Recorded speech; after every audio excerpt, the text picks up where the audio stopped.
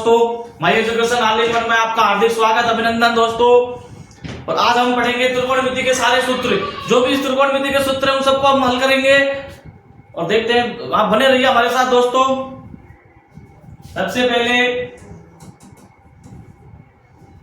जो छोटी छोटी बातें हैं त्रिकोणमिति की वो ध्यान में रखनी है अपन को। क्या है कि जो 6 त्रिकोणमिति अनुपात होते हैं, sine theta, cos theta, tan theta, cot theta, sec theta और कोसेक थीटा, इनका क्या है दोस्तों, आपस में क्या है, संबंध है। और इनका आपस में क्या संबंध है, ये साइन थीटा, कोसेक थीटा, अगर इन दोनों को गुणा करेंगे तो क्या आएगा, 1 आएगा। इसका मतलब है ये दोनों आपस में एक दूसरे के क्या है, उल्टे हैं। उसी प्रकार कॉस थीटा और सेक थीटा, अगर इन दोनों को गुणा करेंगे तो क्या आएगा, उल्टा आएगा। ये दोनों आपस में एक दूसरे के क्या है, उल्टे हैं, तो क्या आएगा, 1 आएगा। और उसी प्रकार टेन थीटा और कॉट थीटा को गुणा करेंगे तो भी क्या आएगा, 1 आएगा। तो अपने 6 सूत्र तो यहीं से बन गए। अगर साइन थीटा को कोसेक थीटा से गुणा करेंगे तो क्या आएगा, 1 आएगा। अब अगर अपन को खाली साइन थीटा का मान निकालना है तो अपन ये कोसेक थीटा इधर गुणे में है तो इधर लेंगे तो भाग में चला जाएगा। तो एक तो बन गया ये कोसेक थीटा। अगर कोसेक थीटा का निकालना है तो एक ये साइन थीटा है, ये गुणे में इधर आएगा तो भाग में चला जाएगा। ये लो, 3 सूत्र बढ़ गए। अब कॉस और सेक कर लेते हैं।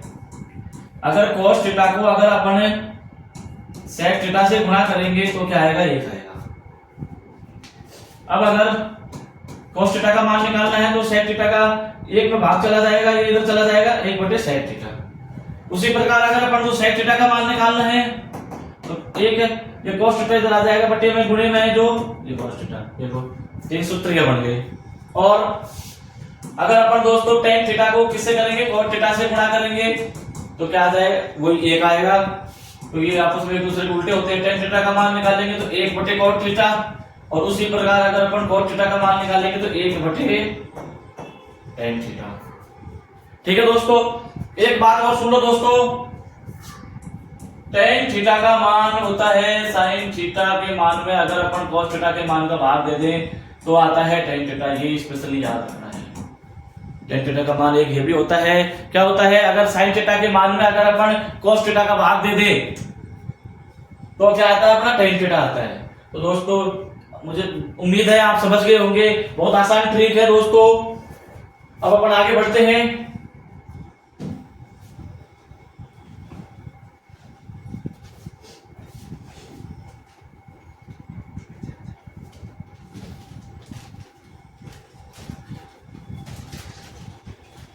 एक होता है दोस्तों इन त्रिकोणमितीय अनुपात, ये 6 त्रिकोणमितीय अनुपात है, इनके लिए समकोण त्रिभुज की आवश्यकता होती है। एक हमें त्रिकोणमिति के लिए, त्रिकोणमिति का मतलब भी वो है 3 कोण, और 3 कोण किस में होते हैं, त्रिभुज में होते हैं। और उसमें भी अपन को कौन सा त्रिभुज चाहिए, समकोण त्रिभुज।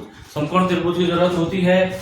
ये समकोण त्रिभुज, ये अपना समकोण त्रिभुज है। इसमें एक कोण ये जैसे ये ABC है और ये कोण क्या है, 90 डिग्री का है। तो ये वाली भुजा क्या है, कर्ण है। देखो दोस्तों, जब त्रिकोणमितीय अनुपात ये कहेगा, ये B के लिए तो कभी पूछेगा नहीं, क्योंकि B कोण तो फिक्स 90 का है। या तो ये पूछेगा साइन A का मान निकालो, या ये पूछेगा साइन C का मान निकालो। ठीक है, तो समकोण त्रिभुज की भुजाओं के आधार पर इनको बांटा गया है। साइन थीटा का मान क्या होता है, कॉस थीटा का मान क्या होता है, टेन थीटा का मान क्या होता है। तो उसको याद करना है अपन को लाल बटे कक्का से। किससे याद करना है, लाल बटे कक्का से। ये समकोण त्रिभुज की भुजाएं बताती है। दो भुजाएं आएंगी सब में। 6 त्रिकोणमितीय अनुपात में साइन थीटा में क्या आता है, कॉस थीटा में क्या होता है, टेन थीटा में क्या आता है।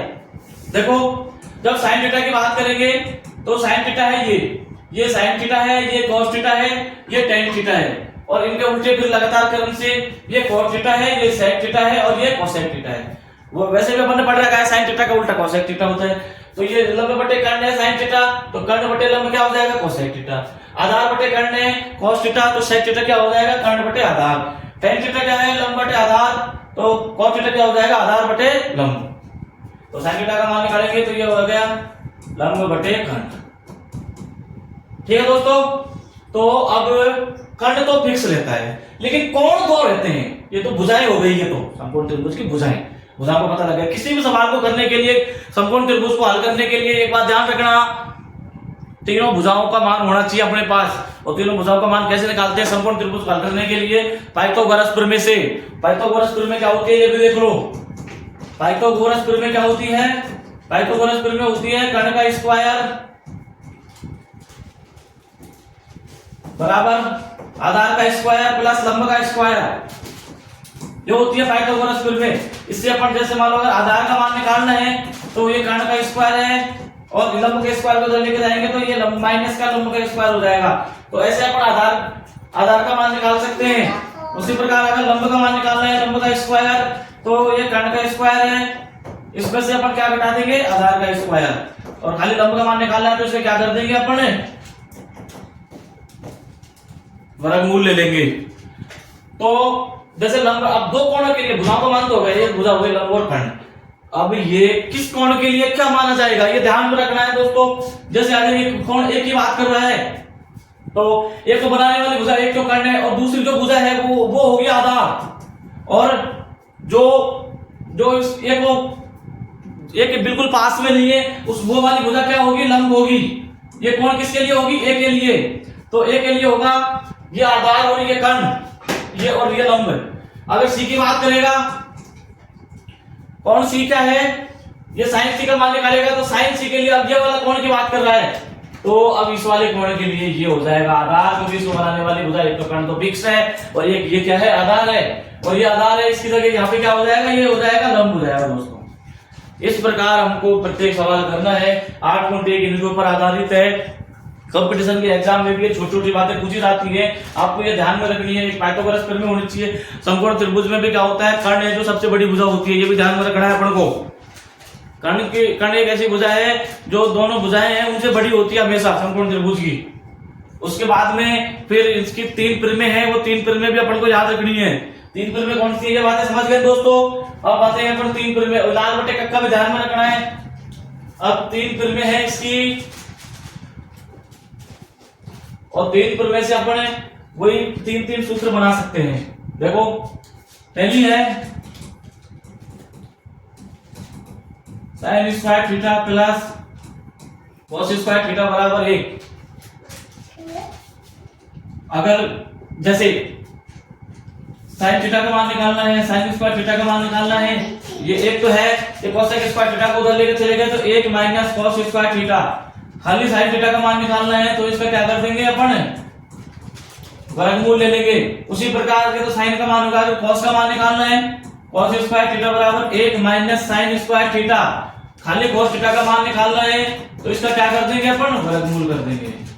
ये हो गई समीकरण नंबर 1 अपने क्या है? Sine square theta plus cos square theta बराबर 1। ठीक है। समीकरण 2 क्या है? 1 प्लस टेन स्क्वायर थीटा बराबर sec square theta. 1 plus tan square theta बराबर क्या है? Sec square theta. अब इसमें दोस्तों इस एक को एक तरफ रखना है, मान लो खाली एक को रखा तो एक समीकरण तो ये बन जाएगी sec square theta minus tan square theta. मुख्य समीकरण तो ये है, इससे अपने एक सवाल तो यही बना लिया। खाली एक का मान रखना है, कहीं अगर सेक थीटा में टेन थीटा में सवाल चल रहा है तो अपन sec square theta minus tan square theta लिख सकते हैं ये, और उसकी जगह क्या लिख सकते हैं अपन? 1। अगर कहीं ऐसा लिखा हुआ है तो उसकी जगह अपन 1 लिख सकते हैं। और अगर अपन को टेन स्क्वायर थीटा का मान निकालना है तो ये सेक स्क्वायर थीटा तो है ही है इधर, और उसमें ये 1 है, इसको इधर लेके जाएंगे तो किसका हो जाएगा? माइनस। और अगर इसका वर्गमूल लेना है, मान लो खाली टेन थीटा का मान निकालना है तो वर्गमूल में कर दो सेक स्क्वायर थीटा माइनस का 1। ये हो गया समीकरण नंबर 2। समीकरण नंबर 3 क्या है? समीकरण नंबर 3 है 1 प्लस कॉट स्क्वायर थीटा बराबर कोसेक स्क्वायर थीटा। ये भी इसकी तरह ही है, सेम है। अगर एक का मान निकालना है तो ये कोसेक स्क्वायर थीटा है, और ये कॉट स्क्वायर थीटा इधर जाएगा तो माइनस में हो जाएगा। Cosec square theta minus cot square theta.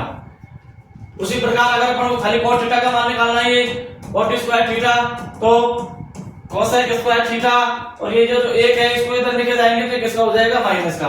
खाली अगर कॉट थीटा का मान निकालना है तो वर्गमूल में कोसेक स्क्वायर थीटा माइनस का 1। ये ये 3 सरल समीकरण हैं, इनसे अपन ने 3 सूत्र बनाए, ये अपन को ध्यान में रखने हैं।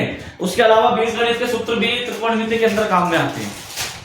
बीजगणित के सूत्र कौन से हैं? जैसे a + b का होल स्क्वायर, a - b का होल स्क्वायर, a² - b² का सूत्र क्या है, ये भी देख लो। ठीक है दोस्तों, देखो क्या है, एक तो सूत्र काम में आता है अपने, पहला है a + b का होल स्क्वायर। ये क्या कहता है, a² + 2ab + b²। एक तो ये सूत्र काम में आता है। त्रिकोणमिति की बात बता रहा हूं। एक दूसरा काम में आता है a - b का होल स्क्वायर। ये क्या है, a² - 2ab + b²। और एक है a² - b²। तो ऐसा है, इसको अपन ऐसा लिख सकते हैं, एक बार प्लस में और एक बार माइनस में। इस प्रकार अपन त्रिकोणमिति के सारे सवाल हल कर सकते हैं। धन्यवाद दोस्तों, बने रहिए माय एजुकेशन के साथ। धन्यवाद।